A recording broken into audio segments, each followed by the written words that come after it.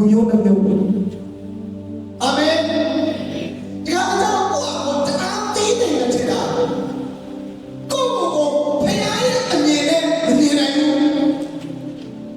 ကိုယ်ဝန်းကျင်အနေနဲ့မပေါ့မမြင်နိုင်တာရဘက်ကသူ့အထက်မှာဖြစ်တာကလေးလေးယောက်လိုပဲမြင်တာဒါပေမဲ့ဖခင်ကတော့ကလေးလေးယောက်လိုမမြင်ဘူးယူမျိုးတစ်မျိုးနဲ့မြင်တယ်တိုင်းနိုင်ငံဖြစ်နိုင်ငံနဲ့ဖခင်ကမြင်တာဖြစ်တယ်အာမင်အဲ့ဒါဘယ်ချိန်မှာတည်ရတယ်ဆိုတော့ဖခင်ကိုမေးဖခင်ပြီးတဲ့အချိန်ကမှရဘက်ကအဲ့ဒီပုံပြချက်ကိုတည်တာဖြစ်တယ်တဲ့စုတောင်းပြီးပုံပြချက်ကိုရမှာပေါ့အာမင်ဟာလေလုယာကျွန်တော်တို့တိုင်းနေလို့မရဘူးကျွန်တော်တို့ဖခင်ကိုခေါ်ရကျွန်တော်တို့စုတောင်းရတယ်ကိုယ်ထဲမှာဘာဖြစ်လဲဘာဖြစ်တာလဲကိုယ့်ရဲ့အနာဂတ်ကတင်းရဲ့အနာဂတ်ကဘုရားဆိုတာရှိတယ်အာမင်ဆိုတော့သူစုတောင်းတဲ့အခါမှာဘုရားကလူမျိုးလိုမျိုးဖြစ်တယ်အကြီးကအငယ်ကိုအစေခံတယ်တော့ကြတာအငယ်ကောင်းကြီးရမှာပေါ့ဘုရားကတော့ဘုရားချက်ပြီးတယ်အဲ့ဒီဘုရားပြီးတဲ့ဘုရားချက်ကလူရဲ့ထုံးစံနဲ့ပြောင်းတဲ့ဘုရားချက်ပြီးတယ်ဣသရေလမျိုးတွေရဲ့အထက်ကကောင်းချီးခံစားတဲ့တွာတားမှုတွေဖြစ်တယ်။ဒါပေမဲ့ဘုရားကတားမှုကိုကောင်းချီးမပေးဘူး။အငယ်ကောင်းချီးပေးတာ။အဲ့ဒါဘာဖြစ်လဲဆိုတော့ cross ကိုပဲလောကားကိုပဲလူအနေနဲ့အချီးကောင်းချီးရတာကိုဘုရားအချီးမပေးဘူး။ကျွန်တော်ဆိုကြည့်ပါလားကျွန်တော်ဘယ်လိုပဲရှိတော့ကျွန်တော်အရက်ကနားပေးကျွန်တော်မမွေးခင်တပတ်တော့မချဖိမိတ်တွေနဲ့ပွဲလာအဲ့တော့ပွဲတယ်ကြည့်အဲ့ဒါလည်းညာတယ်လူတွေနဲ့ကြည့်လိုက်ရင်အလားမရှိဘူးဆိုတော့လူတွေကိုဖယားကဇိတော့ပြီးတော့ qualify လုပ်ပြီးတော့ကောင်းပြီးစီတယ်အာမင်ဟာလေလုယာအဲ့ဒါကြောင့်ကျွန်တော်ချမ်းသာတော့တွေ့တယ်တိတ်ပေါ်တယ်ပါလူအနေနဲ့ရောအထင်ကြီးစားမကောင်းတဲ့အရာတွေကိုအမြဲတမ်းချီးမြှောက်ပြီးတော့ကောင်းချီးပြီးတဲ့ဘုရားတဲ့ဟာလေလုယာလူတွေနဲ့တော့တိုင်းစိတ်အားငယ်နဲ့ကိုယ်ကမြဲတမ်းမချီးနဲ့ဘုရားအမြင်နဲ့ကိုယ်ကိုမြဲတမ်းအောင်ကြိုးစားပါဘုရားတဲ့ကိုတန်ဖိုးထားလို့ပဲကိုယ်တန်ဖိုးကိုဘုရားတန်ဖိုးထားလို့ကိုယ်တန်ဖိုးသိတာအာမင်ဟာလေလုယာကျွန်တော်တို့အထီးကပြတ်တာကပါလဲဆိုတော့ဘုရားရဲ့အမြင်နဲ့ကိုယ်ကိုမြင်တယ်သူများအမြင်နဲ့ပဲပေါ့ကိုမြင်တာဒီလိုဆိုမဟုတ်ဘူးခရစ်တော်အမြင်လူကောင်းဖြစ်တယ်ခရစ်တော်အမြင်ဖြောင့်မတ်တဲ့လူဖြစ်တယ်ခရစ်တော်အမြင်အောင်မြင်တဲ့လူဖြစ်တယ်ခရစ်တော်အမြင်တန်ရှင်းသောလူဖြစ်တယ်စာရတဲ့ဉာဏ်တရားဆွဲနေတာဟဲ့ဟဲ့တာတရားလူဆိုတကယ်အောင်မြင်တဲ့ဘုရားဘာသာလဲတကယ်ကိုယ်ရည်မှာတရားဆွဲရဆွဆွဲရယေရှုခရစ်တော်အပြင်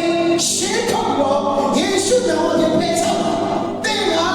ခရစ်တော်အားဖြင့်အရှာအားလုံးသက်ဆိုင်တဲ့သူဖြစ်တယ်အာမင်ကျွန်တော်1998မှာအခုဒီလိုမျိုးတော့ခေါ်တယ်ရှင်ကတော့ဘယ်လိုပေါ့ကိုတော့ပြောလို့အဲ့မှာကျွန်တော်ကြောက်တဲ့ရှင်းမှာအခုတော့မလေးနိုင်တဲ့အဲ့လိုရှင်းနေမှာပါပြောလို့လေပြောလို့မှကြောက်တတ်ပြီးတော့88 1998 99မှာကျွန်တော်ဆရာမဝင်ပြီအဲ့ဒီတကယ်လို့တက်လို့ညပဲစွတ်တော့ပြီးတော့99 2000 2000 2000 ရေးကြည့်တော့ရှောင်းတဲ့လောကမူရှူရတော့ကျွန်တော်စားတယ်ဒီကနေ့ကျွန်တော်ခါအောက်ပိုင်းကိုတည်တယ်မသိဘူးတင်းလို့လည်းစိတ်လို့လည်းမသိဘူးအကျော်တွေပါအကုန်လုံးသိအဲသွေးနဲ့အလေးသွားနေတယ်သွေးနဲ့သွားတယ်ကျွန်တော်တည်တော့မှာရှောင်းတဲ့လောကအရင်တော့မူယူနေတဲ့ကံပါခရစ်တော်နဲ့တွေ့တဲ့ကံပါကျွန်တော်နောက်တစ်ချက်ချမ်းသာတတ်တယ်ရှောင်းတဲ့လောက်တလုံးမစားနေတဲ့ဒီတိုင်းမသိရှိဘူးတောင်းတယ်ချောင်းတဲ့ရမှာမဟုတ်ဘူးဒါပေမဲ့ဘုရားကကျွန်တော်ကိုဖြစ်နိုင်တယ်ဆိုတဲ့စိတ်ပြီးတယ်အာမင်တချို့လူတွေဒီမှာဒီကြောင်းရောက်လာတယ်ဟာစားကြပါမလားမပူနဲ့တင်းတင်းရ တဲ့ကိုဖျားတော်ယူပါဖြစ်တယ်အာမင်ဝိချင်းရမဘုဒ္ဓမရနိုင်ဘူးလို့ထဲတဲ့ကိုယ်ရောဘလို့ရှိတော့ဖျားအားဖြင့်အရာအားဖြစ်တယ်ဟာလေလုယာဖိလိပ္ပိခန်းကြီးလေးငယ်ဆက်တော့ငါ့ကိုခေါ်အားနဲ့ပြည့်စုံပြည့်စေတော်မူသောခရစ်တော်အားဖြင့်အရာအားလုံးငါတက်ဆုံးတယ်အာမင်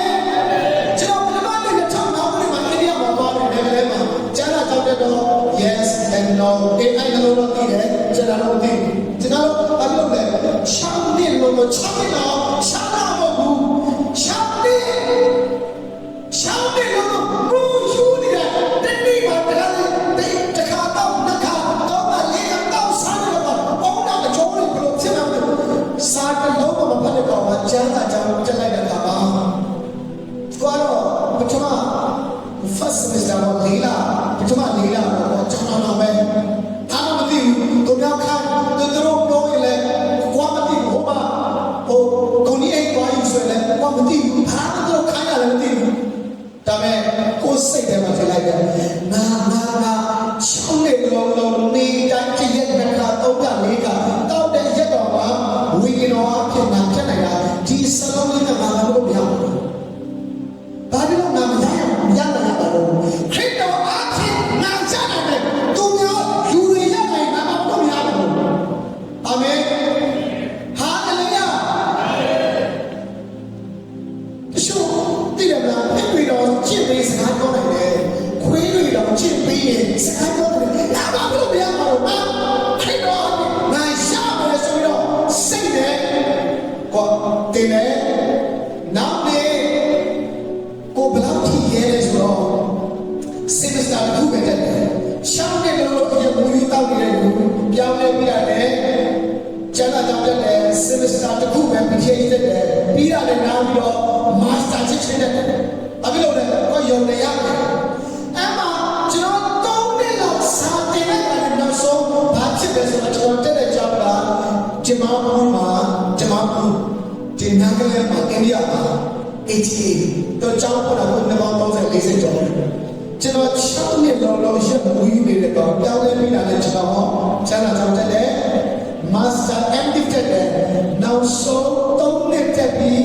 စာမွေးပြေတာတခြားတော့မှကျွန်တော် Academy Award ရတယ်ပညာရေးထူးထူးဆိုကျွန်တော်ရတယ်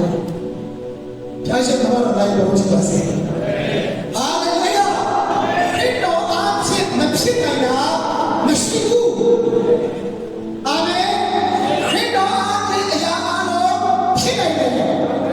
ရောက်စတဲ့ဖျားရှင်ကိုကြည့်ပါစေဟာလေလုယာဆိုတော့ကျွန်တော်ပြန်တော့မယ်ရေဘက်ကာသူ့ရဲ့ဘက်ထဲမှာကလေးတွေအမွားဘူးအမွားသူတို့ပြောတဲ့အချက်ဖြစ်တယ်တရားကြောက်တိုးနေတယ်တရားကြောက်တိုးဝင်နေတာအဲ့တော့ဆူတောင်းတဲ့အခါမှာသူ့အထဲမှာဖြစ်တဲ့အရာကိုဒီကယေရှုမရှိဘူးဆူတောင်းတယ်ဆူတောင်းခြင်းအပြင်ဘုရားကိုမင်းရဲ့တဲ့မိသားစုထဲမှာဖြစ်နေတဲ့အရာတဲ့အတွင်းထဲမှာရှုပ်နေတဲ့အရာကိုဒီကထားတယ်ဆူတောင်းပါအာမင်ဘုရားကတည့်ရဆူတောင်းတာတဲ့ကိုနားကြောက်ချင်တဲ့ဘုရားဖြစ်တယ်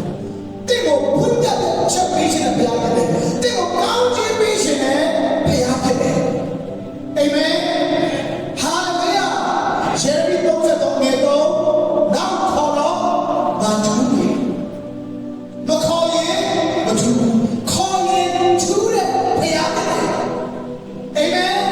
အဲ့မှာဘုရားကတော့ခွင့်တယ်ဘာလဲဆိုတော့လူအနေနဲ့လူရဲ့ထောင်းဆန်တဲ့တာဦးအဝင်ရတာကိုတာဦးမပေးဘူးအငယ်ကိုပေးပါလေ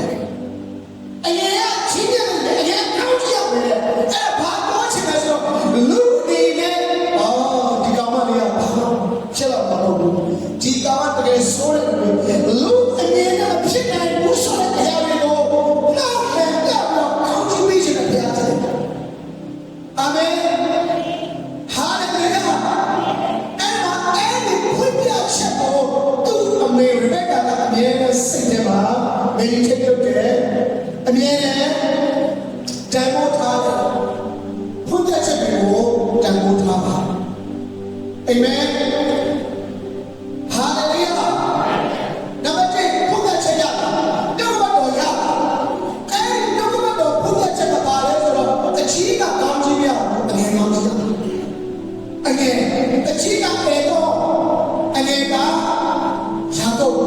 ရှားတော့ကကောင်းချရ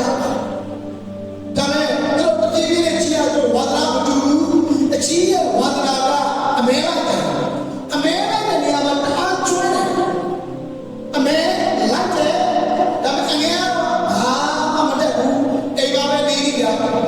ကိုအချိန်ဆုံးလို့ဖြစ်တယ်အကြီးကတော့အမဲလိုက်တယ်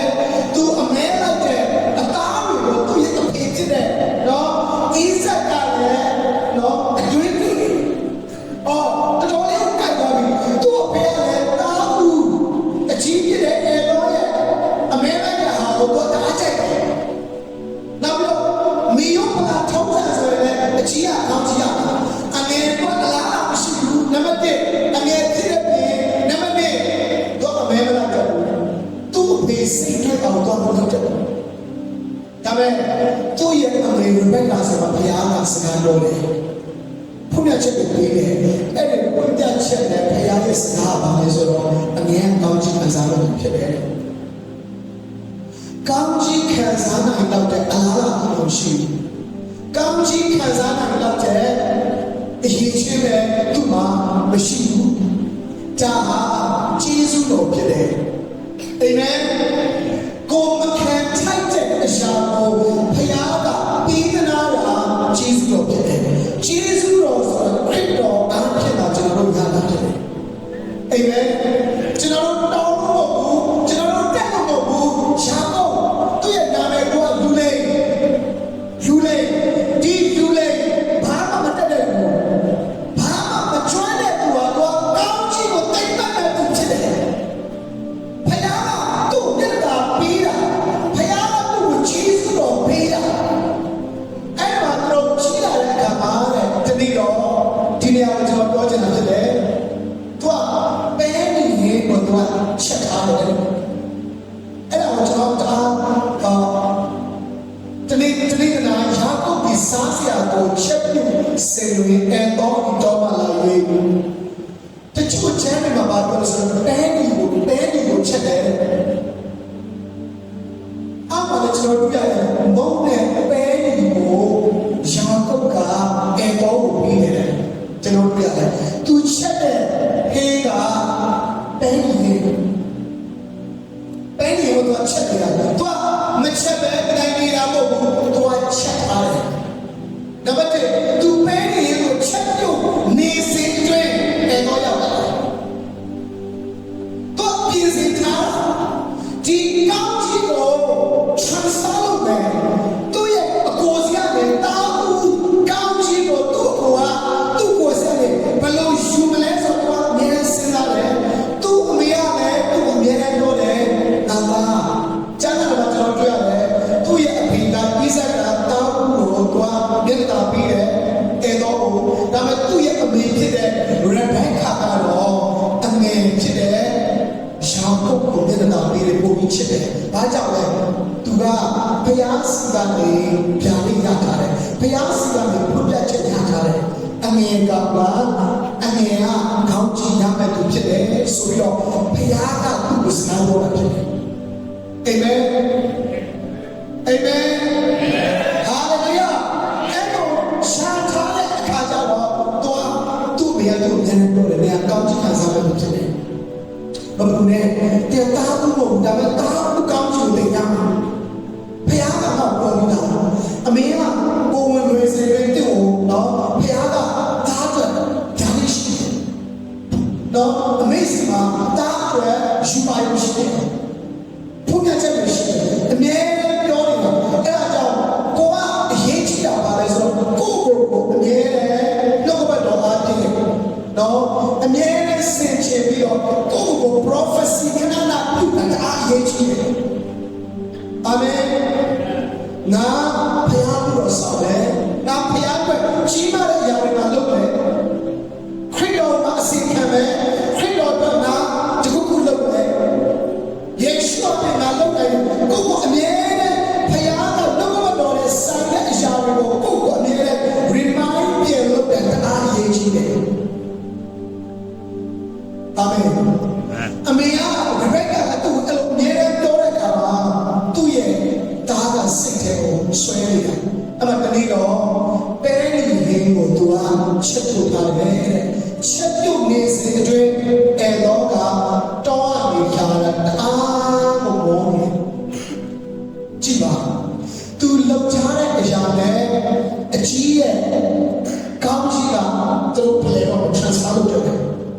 မျိုးပြောမယ်ဆိုရင်ခေပေးရတယ်နောက်ဆက်စားလို့ပဲခေပေးရတယ်ခေပေးချင်းဖုန်းနံပါတ်ပေးပြီးပြောတော့ရွှဲတော့ကောင်းကြီးတော့ရွှဲတော့မယ်ကောင်းကြီးရွှဲခံမဲ့သူရာကုတ်ကအမြဲတတိနေပြီးတော့ပြင်ဆင်တယ်အာမင်ပြင်းမနေဘူးရုံးရုံးနဲ့မထိုင်ဘူးအေးစစ်စစ်မနေဘူးသူအမြဲတမ်းစားစရာလုပ်တယ်သူပြင်ဆင်တယ်သူပဲနေကိုချက်ပြုတ်နေတယ်ချက်တယ်တော့ကျွန်တော်တို့တွေ့ရတယ်ပါလဲဆိုတော့သူ့အမေကချက်တာမဟုတ်ဘူးသူကိုယ်တိုင်ချက်တယ်အာမင်ဟာလေလုယာသူကိုယ်တိုင်ပဲနေကိုချက်တာပြီးတော့သူ့ကိုချမ်းသာတယ်သူ့အမေချက်တယ်သူကိုယ်တိုင်ချက်တယ်ဒီချမ်းသာဒီတင်းဒီနေရာကိုရောက်လာတာတဲ့ပဲနေကိုချက်တယ်အလုံးစုံကိုတခုခုလုံးဖို့အတွက်ဘုရားကတင့်ကိုပို့ထားတယ်အာမင်ကျင်းပြီးတော့ကောင်းလေးကိုရှောက်ကြည့်ပြီးတော့ကောင်းလေးကိုကြည့်ဖို့မဟုတ်တင်းရအနာကကောင်းကြည့်ရဖို့အတွက်တခုခုချက်ဖို့အတွက်ပြင်ဆင်ဖို့တော့ဘုရားကတင့်ကိုဒီနေရာပို့ထားတယ်အာမင်ဘာအတိတ်ခံခြင်းလဲတော့ကိုเจ้าပြောချင်မှာမဟုတ်ကျွန်တော်ကျမ်းစာကြောင်း2005ခုနှစ်မှာကျွန်တော်ရောက်တော့အဲ့ဒီ2005ခုနှစ်ကျမ်းစာကြောင်းသားတွေတိုင်းပဲတချို့တော့အတိုင်းတိုင်းရောက်လာတာလေဆရာတွေလောက်ခိုင်းလောက်တယ်အိမ်စာပြီးလောက်တယ်အဲ့တော့ပဲဆရာတွေလောက်ခိုင်းတဲ့အရာအချင်းတော့ပဲသူတို့ကလောက်ဖို့များသောအားဖြင့်သူတို့ရဲ့ပတ်နိုင်ကြတာပဲဒါပေမဲ့ကျွန်တော်မဟုတ်ဘူးဆရာတွေလောက်ခိုင်းတဲ့အရာအားလုံးကျွန်တော်လုပ်မယ်ဒါပေမဲ့လောက်ပြီးရဲ့တနေ့မှာကျမ်းစာ2နာရီဖတ်မယ်2နာရီတော့2နာရီတနေ့မှာ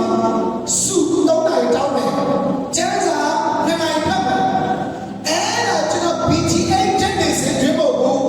Master တက်နေစေပဲကျွန်တော်လုပ်တယ်တပတ်မှာတစ်ခါအစာရှောင်းမယ်တပတ်တစ်ခါအစာရှောင်းမယ်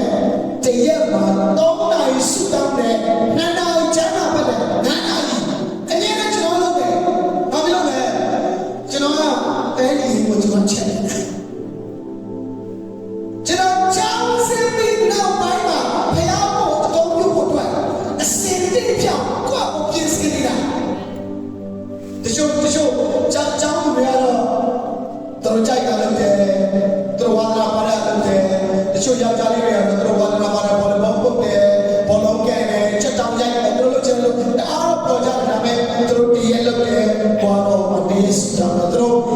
တပတ်လုပ်တယ်တော့တပတ်ကျန်တာဖတ်တယ်နောက်ပြီးတော့တို့တစ်နေ့လောက်ပြီးတော့အခါမှာကိုတည်းကို2နာရီကျန်တာပြီး2နေ့လောက်ကြာတဲ့အခါမှာကိုတည်တာအားတော့တော်တော်လေးများအမြဲတမ်းပေါ်တော့ကန်တဲ့လူနဲ့တစ်နေ့2နာရီကျန်တာဖတ်တယ်တော့မတူတော့တရက်ပါတော့တရောမကွာဘူးဒီတရက်တော့ဘောလုံးကန်လိုက်တယ်ကိုကဒီမှာကျန်တာဖတ်တယ်ဒါပေမဲ့တရက်တည်းတော့ဘာမှမကွာဘူးဒါပေမဲ့တပတ်တိတ်မကွာလို့တလားနည်းနည်းလေးကွာလာတာတနေ့3နှစ်ကြာတဲ့အခါမှာတော်တော်လေးကွာအာမင်အဲ့ဒီတော့ဘောလုံးကန်တာကျန်တာကြောင့်ပြီးတဲ့အခါမှာ3စားလို့ပဲမရအာမင်အာမင်ဟာလေလုယာဒါပေမဲ့ကိုတည်တဲ့ချမ်းသာအဖြစ်ကြည့်ရုံနဲ့မဟုတ်ဘူးကိုတည်တဲ့ချမ်းသာအဖြစ်ဝိညာဉ်မှာကိုဖွင့်ပြတာလည်းအများကြီးခေါ်ရမယ်ကိုတရားဟောဖို့အတွက်ခရုစိတ်လုပ်ဖို့အတွက်အေဝံဂေလိဟောဖို့အတွက်ကိုပြင်ဆင်နေတယ်ကျွန်တော်ဘာလို့ဒီချောင်းကျွန်တော်ယူလဲဆိုတော့ယာကုပ်ကစားစရာကိုချက်ပြတယ်ဘာကြောင့်လဲကောင်းချီးလဲတဲ့နေရာမှာတော့ဖို့အတွက်အာမင်ဥမာယာကုပ်ရောက်တယ်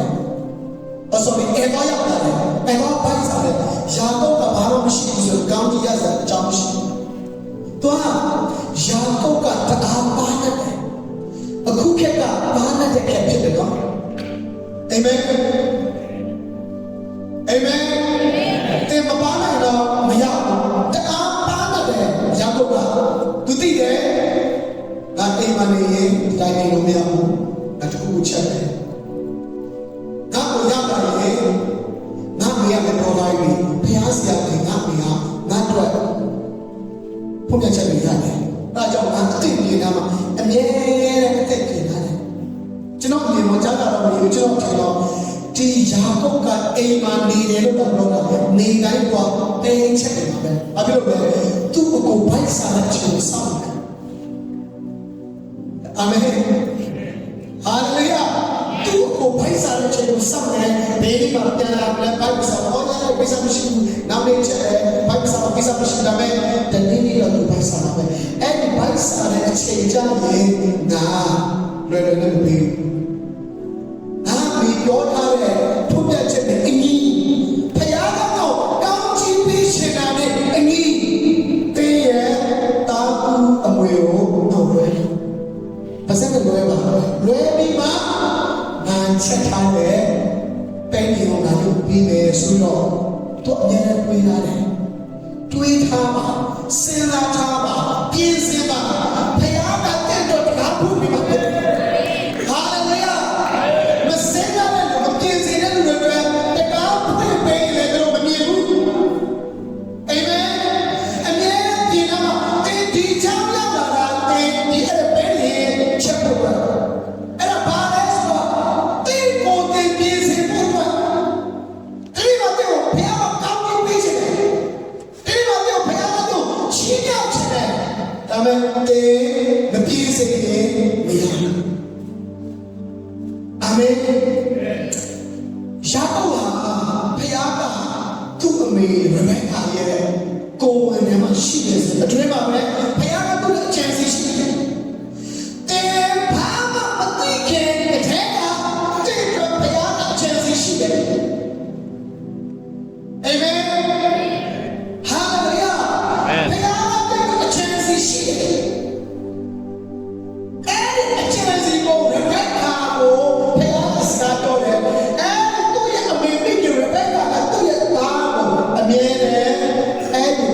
ချက်နဲ့ရှူပါရုံနဲ့ဆိုင်တဲ့ဘုရားရဲ့အကျင့်စီကိုမြင်နေတော့တယ်။ဒါကြောင့်ဒီလိုပါစီ။ဒီနေရာဟာကျမ်းစာနဲ့ပတ်သက်တင်ဖို့နေရာမဟုတ်ဘူး။အာမင်။တင်းရဲ့အနာဂတ်တွေဘဝတစ်ခုလုံးစားအတွက်ဘုရားရဲ့အကျင့်စီနဲ့ကန့်ညီအောင် train ပေးမဲ့နေရာဖြစ်တယ်။အာမင်။ဝိညာဉ်အသက်ကိုနားထောင်ရမယ်ဆွေးပေးမယ်နေရာဖြစ်တယ်ကြည်ပါနောက်ရဲ့ဒီမှာဝိညာဉ်အလုပ်ဖြစ်တယ်အာမင်ဟာလေလုယာအာမင်ဝိညာဉ်အသက်ကိုလုပ်လို့ဖြစ်တယ်ဝိညာဉ်တို့စကားတော့မှာဝိညာဉ်တို့ကိုတကောအင်ဖတ်ပေးမှာဖြစ်တယ်ဟာလေလုယာဒီနေရာလာပြီးတော့လက်ပါပြီးတော့ဘာလို့မဟုတ်ဘူးဒါလက်တွေ့ဝိညာဉ်အလုပ်စာမပါညောနေပါဒီစီစဉ်ပြီးတော့လည်းဆုတောင်းပါနောက်ညတွေအတွက်စာမပါနောက်ညတွေအတွက်ပြင်ဆင်ပါဟာလေလုယာဘုရားတဲ့ကိုတော်တိပါဖြစ်တယ်အာမင်ရောက်စတဲ့ဘုရားရှင်တော်ကြီးပါစေဒီညမှာရောက်တော့ဒီတွေလောက်ကိုပတ်ဆက်အကုန်ချက်ခိုင်းပြီးပြန်တော့မဟုတ်ဘူးတင်းလာတဲ့ချက်မှာဖလားလာတင်းပြင်းတဲ့ချက်မှာရီဝဲချက်ရှိနဲ့ဝိညာဉ်တော်တကိုးနဲ့ပြေဖို့ဘုရားကတည်တော်လို့ရှိတယ်ဟာလေလုယာကျွန်တော်အိန္ဒိယကိုကြောက်တဲ့ကောင်ကငါပဲဘာမှမသိဘူး yes and no ပဲသိတယ်ဒါပေမဲ့ပြန်ထွက်လာတဲ့အိန္ဒိစကားနဲ့ဘာသိတယ်အဲ့ဒီချက်ကိုအရေးကြီးတာပါလဲဆိုတော့ဝိညာဉ်တော်တကိုးနဲ့ကျွန်တော်ပြန်လာတယ်အဲ့တော့လေနော်တဲ့ကနေတော့တော့အစာရှောင်ပြီးတော့သွားတယ်ဒါပေမဲ့ပြန်လာတဲ့အခါမှာရှင်တို့ကလည်းဘာရေးရလဲဆိုတော့ရှင်တို့ကလည်းဒီလေးမှာဝိညာဉ်တော်တကိုးနဲ့ပြန်လာတယ်အာမင်တဲ့အလားတော်နဲ့ပြန်တဲ့မတူစေနဲ့တင်ပြန်တဲ့အခါမှာကျွန်တော်လည်းဒီအိန္ဒိယကိုလာတဲ့အခါမှာဘာရေးချက်လို့ဒီကြားရတော့တယ်အဲ့လိုမသိဘူးဒါပေမဲ့ပြန်တဲ့အခါမှာတအားကိုသိချင်တယ်နိုင်တွေကိုစုတောင်းပေးမယ်တို့နာတော်ကပေးမယ်နာတရားဟောမယ်တို့လုပ်မယ်ဘာဖြစ်လို့လဲဒီဝိညာဉ်တော်ကိုကျွန်တော်ခံရမယ်အာမင်ကိုတို့လည်းတွားတော့မရည်မရနဲ့တွားတာပဲအဲ့ဒီရောက်တဲ့အခါမှာမချမ်းဘူးကျွန်တော်ကိုတို့ကြည့်တဲ့အခါမှာမရည်ရမှုတွေကတော့အကုန်လုံးတက်ပြီးသွားပြီးတော့ယူရချက်ရှိရှိနဲ့ဘုရားကျွန်တော်အရှိနေတာဖြစ်တယ်အာမင်ဝိညာဉ်ဘုရားကျွန်တော်တို့ကြည့်တာ ကျွန်တော်မရဘူးလေဝိညာဉ်တော်တို့ဒီကောင်ကျွန်တော်တအားပြင်းတယ်ဟိုဘာလို့လုပ်မှာမသိဒါပေမဲ့ဝိညာဉ်တော်ဘုရားကိုတို့ကြည့်လိုက်တာနဲ့ကျွန်တော်အချိန်ကိုအားတော်တယ်ကိုပဲချစ်စတောင်းတော့ချိန်လို့တွေ့ရှိတာအောင်လာတဲ့ဘုရားနဲ့ကြောင်းတဲ့ဆက်တဲ့နောက်တော့နေကင်းတလေးစားတိကနဲ့ကြောင်းတဲ့ညနေ3နာရီစစ်ပြနာရေးချုံနဲ့ချုံနဲ့နာစတောင်းမယ်ဘာလို့အချိန်လို့တွေ့ကျွန်တော်ရှာတယ်အချိန်လို့တွေ့ကိုဖြောပြဖို့အတွက်မရှာဘူးတချို့လူတွေကတော့အချိန်လို့ကတော့ကမ်းမယ်ပိန်ပေါင်ရိုက်မယ်အချိန်လို့တွေကိုဖြောပြဖို့အတွက်အလုပ်တွေကိုရှာတယ်မဟုတ်ဘူးအဲ့ဒီအချိန်လို့တွေကျွန်တော်ရှာတယ်ဘုရားနဲ့ညီကဖို့အတွက်ကျွန်တော်အချိန်လို့တွေရှာတယ်အဲ့ဒီအချိန်မှာစတောင်းမယ်ညကျောင်းသားတွေစေနာတွေစေနာပြီးတာလည်းကဘုရားကျမ်းစာကြောင်းလာမယ်ဒါတော့ကျွန်တော်ဘာလုပ်လဲသူတို့အိတ်ပြီးစေနာအိတ်ပြီးပုံပြလိုက်သူတို့ကော်ဖီတွေပါတောက်ကွက်လာတယ်ဖျားသားမလာပြီးတော့တရားမရှိဘူးမိကောလုံးပိတ်ပြီးတော့ကျွန်တော်တရားဟောလိုက်ချက်ဒီနေ့တော့ကျွန်တော်လုပ်မယ်အမေလုပ်တယ်ဘာလို့ရေးချက်ရှိတယ်ကစားဖို့လာတယ်ကျွန်တော်သိတယ်အိန္ဒိယကိုအပေမန်းခံပြီးတော့ပါတာငွေကိုခံပြီးတော့ပါတာကစားဖို့လုပ်အာမင်ဟာလေလုယာဒါဆိုလည်းတာရှိအောင်ကြည့်ပါစေကစားဖို့အတွက်မဟုတ်ဘူးဘုရားကိုနည်းနည်းတိဖို့အတွက်အာမင်ကဲနောက်တစ်ခါရှားတော့ကตัวပြင်ဆင်တယ်အမြဲတမ်းရည်ဖြစ်တယ်အမြဲတမ်းပဲနေရုံချက်တယ်အမြဲတမ်းတခုခုနဲ့အလုံးရှုပ်တယ်အဲ့တော့အမေလိုက်ရတယ်တော့ပြန်လာတယ်တော့ transfer လုပ်ဖို့ဘုရားအတူကောင်းချီးပေးခြင်းနဲ့အနာဂတ်မှာတော့ချီးမြှောက်ခြင်းနဲ့အာမင်တဲ့တရားဘယ်တော့တဲ့အားနဲ့တဲ့မိသားစုကောင်းချီးပေးခြင်းနဲ့တဲ့အားနဲ့တဲ့တော့တဲ့လူမျိုးဒီတိုင်းနဲ့တော့ဘုရားကောင်းချီးပေးခြင်းနဲ့ဒါပေမဲ့အဲ့ဒီကောင်းချီးပေးခြင်းကလည်းအညီတဲ့ဟာပြည့်စုံရတယ်အာမင်ဘုရားကပြည့်တဲ့လူကိုအတော်ပြုပြုရင်လည်းခြားတော့ပြုခဏပဲအစားထိုးတော့အရေးပေါ်လာတယ်တရားတော်ပြုပြေလို့မရဘူးထိုင်လို့မရဘူးအာမင်ဟာလေလုယာအာမင်တခုခုရောက်တာဒီမှာအေတော့ကအမေလိုက်ပြီးအားမမောနေပြီးပြန်လာတာဟောပါရှာတော့ကရေလေသူကိုစနေတောင်းကောင်းလို့ရှုပ်ဖို့တော့သူကအမြဲတမ်း ready ဖြစ်တယ်စိတ်တော့အပြင်းစင်တော့အပြုတ်တော့အမြဲတမ်း ready ပဲဘာလို့လဲဘယ်နည်းကိုချက်ထားပြီးသား ready ပဲဘယ်အကြောင်းတော့ပြီးမှစတဲ့ ready ဖြစ်နေတာတချို့က ready လုပ်ထားပါသုံးနှစ်စရာခဏလေးနှစ်နှစ်စရာခဏလေးပါအာမင်ခဏလေးအဲ့ခဏလေးကိုအကျိုးရှိရှိတဲ့အကောင်းချမယ်ဆိုရင်အနာဂတ်မှာတည့်ရဘဝ future မှာဘဝတစ်ခုလုံးပဲဘုရားကတဲ့ကိုကောင်းချီးပေးမှာဖြစ်တယ်အာမင်အာမင်ဟာလေလုယာအဲ့တော့အဲ့ဒီကိုတော့ရည်လုပ်ထားတယ်တဲ့ဘာလို့ရမလဲဝိညာဉ်ရောက်စတဲ့ဘုရားပါစေအာမင်အာမင်ရောက်စတဲ့လူတို့ကိုဝိညာဉ်လေးဆရာဖြစ်မဲ့သူတွေတော့ကျွန်တော်တော်လေးကိုစုတောင်းရလိမ့်မယ်ပါစတာလုံးနဲ့လူတွေတော့တော်လေးတီးခဲချင်းတဲ့နဲ့ကိုဘုရားကတို့ပြီးမှဖြစ်တယ်စိတ်ရှိပြီးခဲ့တယ်နောက်ပြီးတော့ဆရာတွေလုံးနဲ့ရာတွေတော့တော်လေးကိုစတာပြီးတော့မှဖြစ်တယ်အေးဘုရားကရောက်စတဲ့ဝိညာဉ်လေးဆရာလုံးကိုတော့ခေါ်လာဖို့ဒါပေမဲ့တင်းရခေါ်ခြင်းနဲ့ဆိုင်တဲ့အရှာကိုဘုရားကတင်းထဲမှာဆိုင်တဲ့ကိုထည့်ပြီးတော့ပြင်ဆင်ရတယ်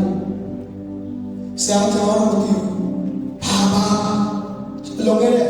နှစ်တွေတော့ကျွန်တော်တော့ဆရာတော်မတိဘူးဆိုရင်တော့စတော့ဆရာပါကိုလည်းမတိဘူးကိုကဘာမှမသိသူမဲ့တဲ့နဲ့ပေါ်လေတော့နေတဲ့ဘာဖြစ်လို့ဘာဖြစ်တယ်ဘာဖြစ်ချင်မှလည်းမသိရေခတ်နေတယ်ဒါပေမဲ့ဝိညာဉ်တော်ကတော့လိုက်တာလေတီချာတယ်ဒါတရားဝါစာဖြစ်တယ်အေဝိညာဉ်စာဖြစ်တယ်တီချာတယ်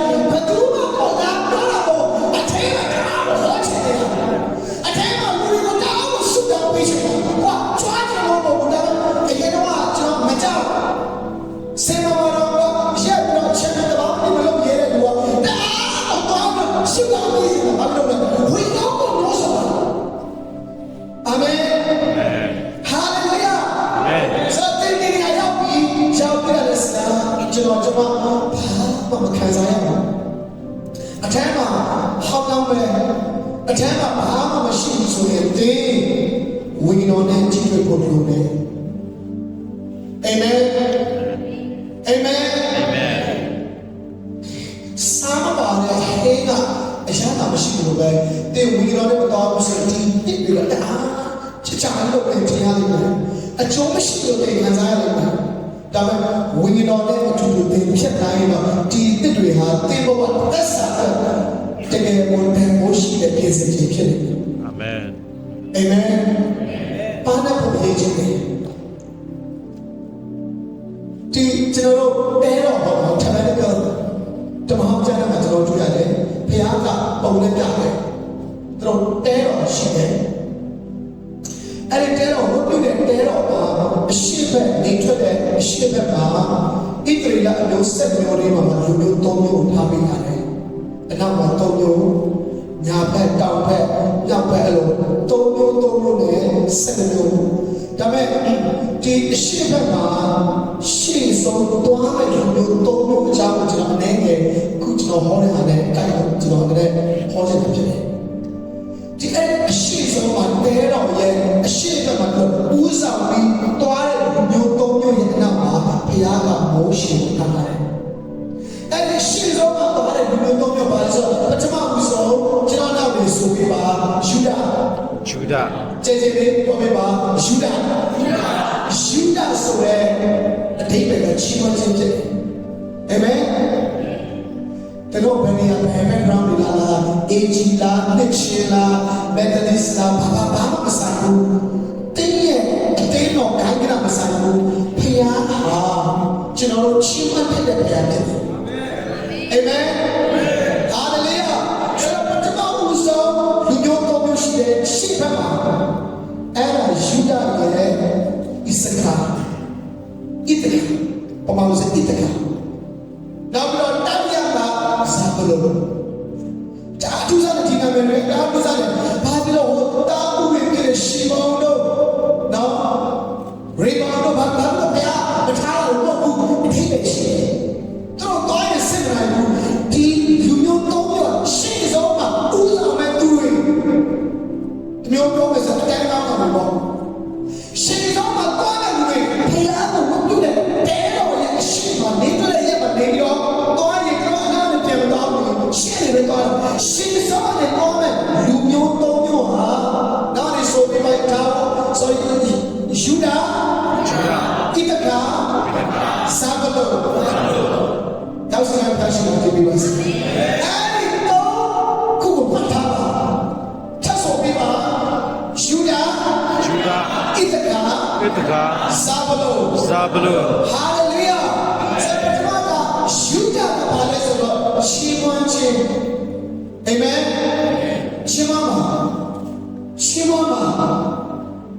ဖခင်ကတဲ့တော့တားတယ်အရှင်ကအတိတ်တော့လည်းဖခင်ကပြန်ပွဲလာတယ်မဆာတယ်ဒီနေရာကိုရောက်လာတာဖခင်ရဲ့ကောင်းတဲ့ခြေတော်ဒီနေရာကိုရောက်လာတာဖြစ်တယ်အာမင်အဲ့ဒါကြောင့်ဘုရားကချီးမွမ်းတဲ့ဘုရားဖြစ်တယ်ချီးမွမ်းပါကျွန်တော်တို့ကြားရတာပြရတာပါလဲဆိုတော့စာရ26ပါဘုရားခင်ဟာဣသရေလအမျိုးသားတွေဣသရေလအမျိုးတွေချီးမွမ်းခြင်းမှာထင်ရှားတဲ့ဘုရားဖြစ်တယ်ကင်းဝတ်တဲ့ဘုရားဖြစ်တယ်ဘုရားရဲ့ထိုင်ကုန်ပလင်တော်ကဘာလဲဆိုတော့ချီးမွမ်းခြင်းဖြစ်တယ်အာမင်ရွှေတဲ့လို့ကျွန်တော်တို့ဘုရားရဲ့အသွေးတော်နဲ့အဲ့တော်ရဲ့အသွေးတော်နဲ့ဝင်လာတဲ့သူတွေကျွန်တော်ချီးမွမ်းတဲ့နေရာမှာသူ့ရဲ့ဘီရင်တလင်တော်ကိုတည်ပြီးကင်းဝတ်တဲ့ဘုရားဖြစ်တယ်အာမင်ချီးမွမ်းခြင်းနဲ့တဲ့ချီးမွမ်းခြင်းကလေကျွန်တော်တို့ဒီဘယ်လိုလဲဘုရားချက်တွေကိုချီးမွမ်းခြင်းနဲ့ကျွန်တော်တို့ဆုယူနေတယ်ဖြစ်တယ်ဒါလည်းကတည်းကအဲ့ကြောင့်ချီးမွမ်းမှာဒါမှလည်းဣတကာဆိုတာအနာမှားတာဒါမှမဟုတ်ဝိညာဉ်ရေးအတိတ်ကဘယ်လိုဆိုတော့ပါဏတာဣတကာကပါဏတာသူရဲ့လက်နဲ့ကပါဏတာပဲဒါဝိကယူဒာနဲ့ဗိယာမေလူမျိုးတစ်မျိုးရဲ့ဘီခုနှစ်ခွဲလောက်တဲ့အခါမှာလူမျိုး မျိုးပဲမဟုတ်ဘူးစက်မျိုးလုံးလုံးဣသရေလဘုရင်ဖြစ်ဖို့အတွက်လူမျိုးစစ်မျိုးရှေ့ထွက်ပြီးဒါဝိဒ်ကိုဦးဆောင်တဲ့အခါမှာဣသခါမျိုးတို့ဦးဆောင်တယ်ကျန်တဲ့လူမျိုးတွေကတော့ယူဒက9000ကျော်လဲတဲ့ဓာတ်နဲ့လှန်အများကြီးပါတယ်ဒါပေမဲ့ဣသခါကတော့ရောက်နေတာပဲဒါပေမဲ့သူတို့ကဓာတ်မပါဘူးလှန်လည်းမပါဘူးသူတို့ကဘာမှမပါဘူးဒါပေမဲ့သူတို့ဟာတဲ့အပေါ်ကဖျားရဲ့အချင်းချက်ကိုသိပြီးတော့အောက်ကပါလို့ရမယ်ဆိုတာလည်းနားလည်တယ်သူတို့ရဲ့လက်နဲ့ကဓာတ်နဲ့လှန်မှုသူတို့ရဲ့လက်နဲ့ကတိချင်းနဲ့နားလည်ခြင်းပန်းချတဲ့ခြင်းအာမင်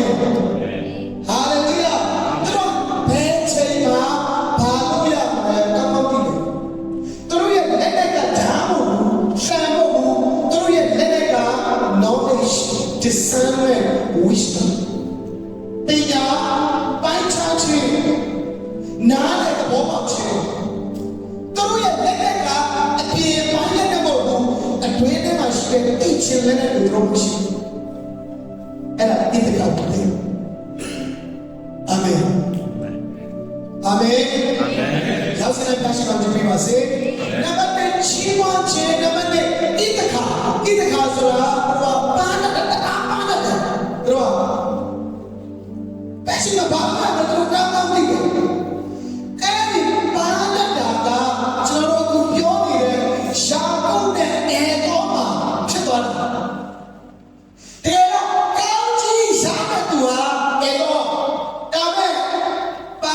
တဲ့အနေနဲ့ကောင်းကြီးရောက်သွားတယ်မရတဲ့မဲနဲ့ရှားသွားတယ်ဘာဖြစ်လို့လဲပါနဲ့လို့အာမင်အာမင်အာမင်ပါတဲ့လူစီမှာကောင်းကြီးစီစဉ်သွားတယ်ဟာလေလုယာတကယ်တော့အချင်းအောင်ပါနဲ့ဘူးငါလည်းခါတီတော့ဒီလောက်တက်ကြီးနေရလဲတော့အမွေပါလာတော့နေတာရေယူသားဒါနဲ့ပေးတယ်တဲ့ဟုတ်အကုန်ချိန်မနောက်ကနေချိန်မပေးနေတယ်ချိန်ရွာပစ္စည်းကတော့ဒါအောက်မှာရေးထားတယ်အဲတော့ကတာဘူးရိုက်တာအမွေကိုလုံးဝမထီးနေတူတယ်သူမရှိတာမထီးနေတူတယ်အဲ့တော့ဝိညာဉ်ရတဲ့ဆိုင်တဲ့အရာဖြစ်တယ်အဲ့ဒါကိုဝိညာဉ်ရတဲ့ဆိုင်တဲ့ကောင်းချီးကိုတော့မြင်တဲ့ကွာသူ့ရဲ့ညီဖြစ်တယ်။ဒါတော့မြင်တာတော့ဘယ်လိုယူရလဲဆိုတာလည်းသူကမှသိတယ်။အာမင်။ဟာလေလုယာ။ဆိုတော့ဒီတော့နဲ့လေးနေမယ်။ကြောက်တယ်ပဲ။ဘုရားကြောင့်လည်းသိမယ်။ကျမ်းစာလည်းသိမယ်။အများကြီးသိမှာပဲ။ဘုရားမှုလည်းခဏလာမယ်။အဲ့ဒီချိန်မှာပစ္စည်းကကနေပါမယ်။အစီအစဉ်တိုင်းကိုတော့စိတ်ဝင်စားပါအစီအစဉ်တိုင်းမှာစာလို့ရှိအာမင်အာမင်ကျွန်တော်ပြောင်းလဲတာလည်းအစီအစဉ်တစ်ခုပဲအချိန်မိနစ်အနေနဲ့ပဲအဲဒီ service တစ်ခုအနေနဲ့အစီအစဉ်တစ်ခုနဲ့ကျွန်တော်တောင်းဆိုတယ်ပစ္စည်းကမနေပါနဲ့အာယုံစိုက်ပါပါနပါနေချအာမင်ပစ္စည်းကလည်းဝိညာဉ်ကောင်းကြီးတွေကိုမြင်တော့ရောက်စတိုင်းကိုထားတဲ့ဝိညာဉ်ပစ္စည်းကိုပြောပါစေအာမင်မြင်တာလည်းမဟုတ်ဘူးရှုတတ်ပါစေရှုပါဣဒကာကရှုတတ်တယ်ရဖို့လိုပဲသူသိတယ်ဘယ်သူစီမပါရှိတယ်သူသိတယ်တိတာတော့နာဘယ်လိုလုပ်တာလဲသူကဘိုက်စားတာပဲနာအပဲနေကိုကျွေးမယ်အဲ့လိုတောင်းတာဘယ်လိုပြန်တော့ဘယ်လိုယူလို့သူကမှသိတယ်အဲ့ဒီပါဏတာနဲ့တိချင်ကဝိညာဉ်ရေးတဲ့ဖြစ်တယ်အာမင်အာမင်ဟာလေလုယာနံပါတ်3အဲ့ဒါလည်းပြောချင်တယ်ဇာဘလုန်တော့အင်္ဂလိပ်ဆိုဇာဘလုန်ဆိုတာ habitation တောင်းလို့ရ honor တောင်းလို့ exaltation သူဟာနေရတဲ့ဒီနေရာဇာဘလုန်ရဲ့နာမည်တိတ်ပြီးဒီနေရာလေဒိတ်ပြရတယ်နံပါတ်4ရှင်းရချင်းနဲ့သူရဲ့ဘိသိက်ကနေရာနဲ့ဆိုင်တဲ့ကောင်းချီးဖြစ်တယ် အာမင် Amen. ယူဒရဲ့ဘိသိက်ကရှင်းပွားခြင်းနဲ့ဆိုင်တဲ့ဘိသိက်ဟာလေလုယာဒါရှင်းပွားနေပြီရှင်းပွားခြင်းနဲ့ဆိုင်တဲ့ဘိသိက်ကစားတယ်အဲ့ဒါကြောင့်တင်ရှင်းပွားရင်ဘုရားရဲ့ဘိသိက်နဲ့ကောင်းချီးရောက်လာတာဖြစ်တယ်ဒါပေမဲ့ယူဒတရားလည်းပဲရှင်းအောင်ထားဘူးနံပါတ်1ကဣသခရဲ့ဘိသိက်ကပါဒတာပိုင်းခြားတာအာမင်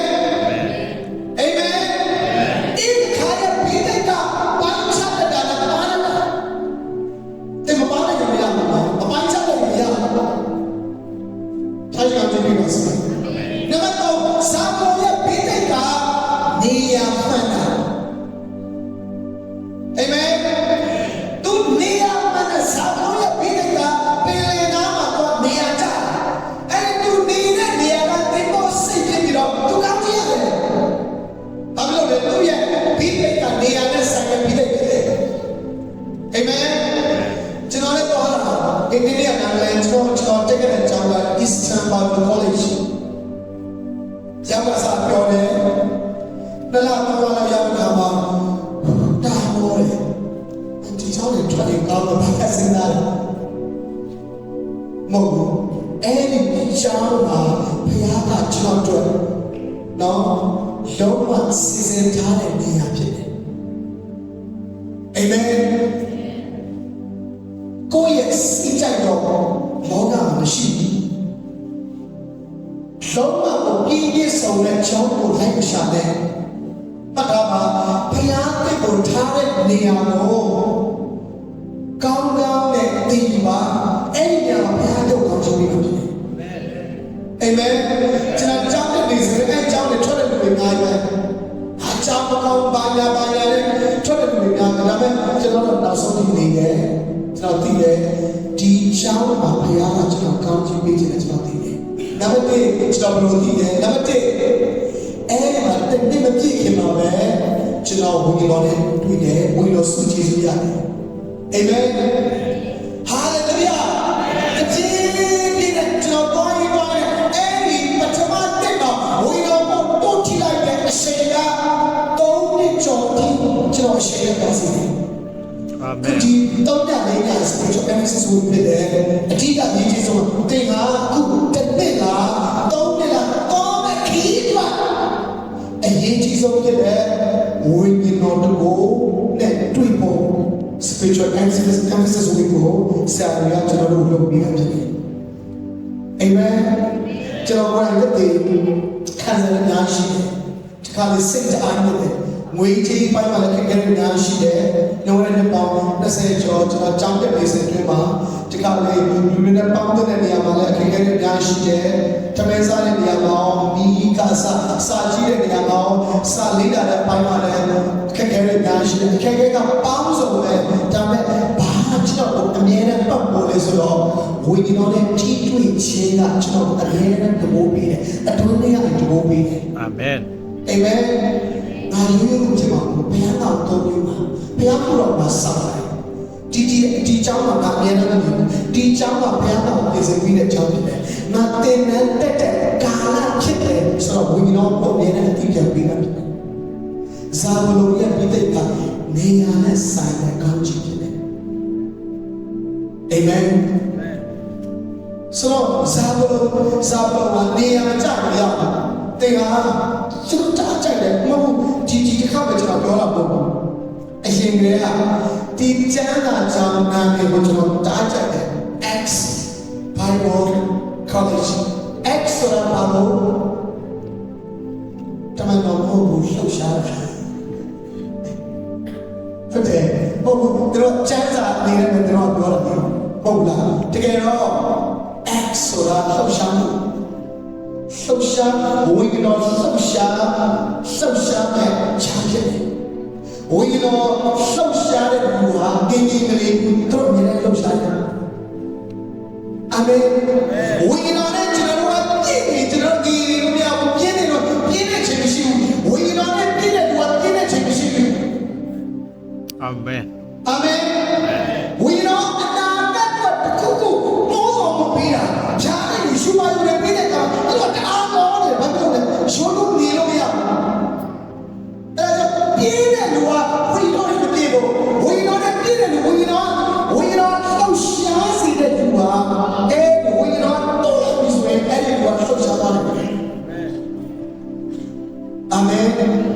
ဟာလေလုယာဘာဖြစ်သူပြန်လာတယ်တကယ်ရတယ်ကန်လာအရှိexample အဲ့လိုပဲဒါလည်းဘာပဲကောင်းပြစုတောင်းစုတောင်းဒီချင်းအောင်ချင်းတွေကတော့ဘတ်တော်ကိုကောင်းကောင်းနားမထောင်ချင်ဒီကနေ့ကျွန်တော်တို့တရားဟောတဲ့အခါမှာအဲ့လို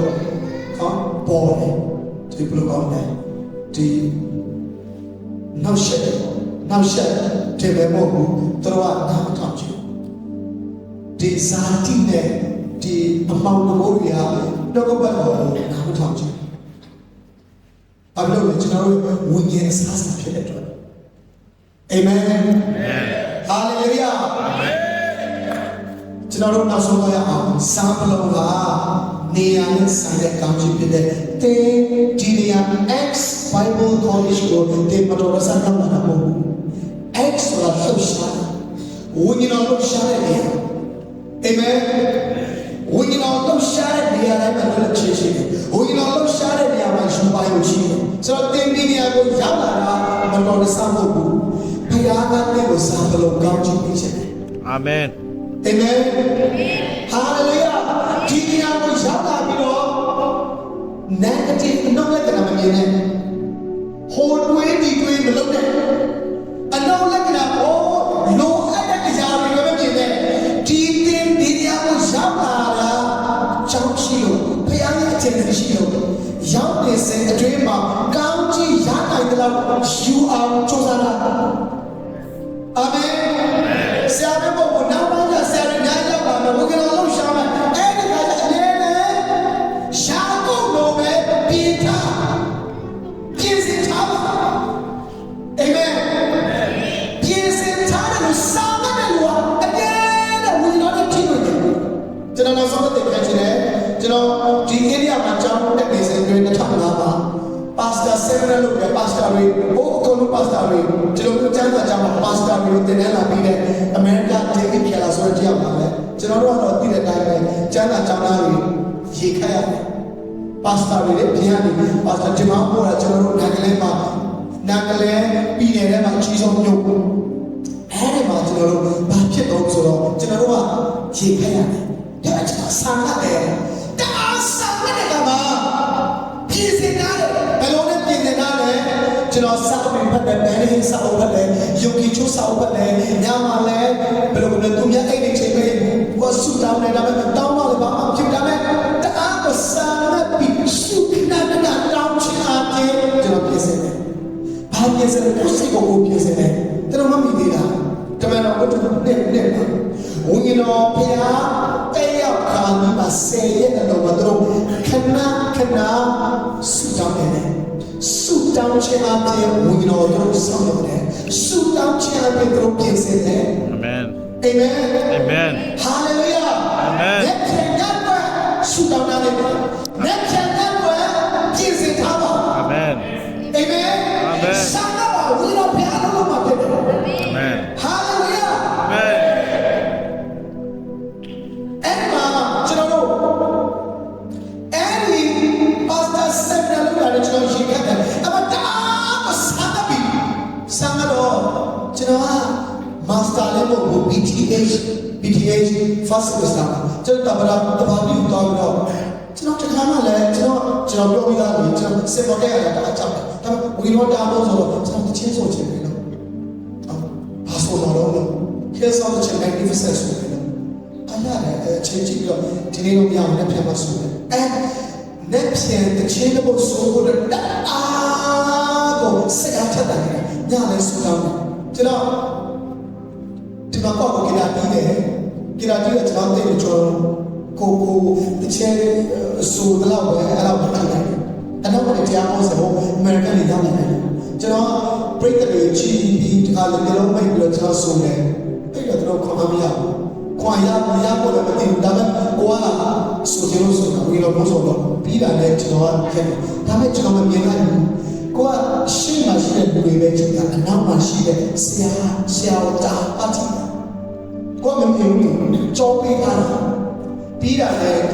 ဆူတောင်းတဲ့အခါမှာဝီတော်ဘုရားကျွန်တော်ပေါ်တက်ရောက်တယ်အဲ့ဒီဒီလိုမျိုးတမန်တော်လေးပေါ်မှာပဲ